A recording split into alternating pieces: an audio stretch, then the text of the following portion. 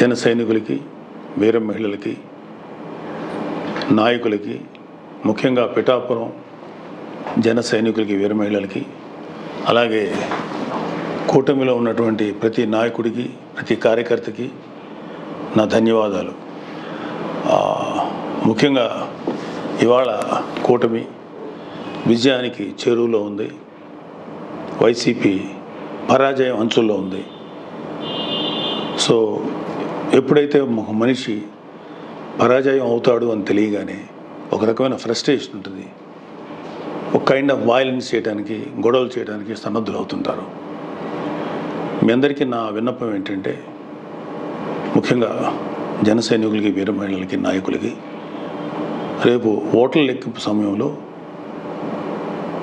మనం సమయం పాటించి ప్రభుత్వానికి, ఎన్నికల సంఘం వారికి, పోలీసులకి మనం చక్కగా సహకరిద్దాం.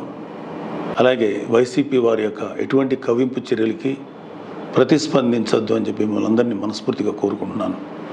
ఎందుకంటే ఏమీ లేని నాకు ఎగిరెగిరి పడుతుంది, అన్నీ నాకు అడిమడిగా ఉంటుంది అన్నట్టు మనందరం సైలెంట్గానే ఉందాం. కూటమి సభ్యులందరికీ, అలాగే జనసేన కార్యకర్తలకి, వీర మహిళలందరికీ ఒక మనవి, మనం ప్రజాస్వామ్యాన్ని గౌరవిద్దాం. ప్రజాస్వామ్యానికి వ్యతిరేకంగా మనం ఏం చేయొద్దు.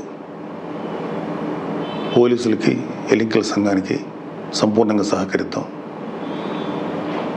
మన డెమోక్రటిక్ స్పిరిట్ని మనం నిలబెట్టుకుందాం.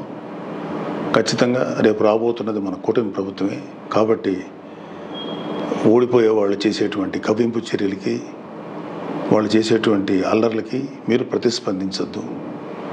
Thank you very much. All the best.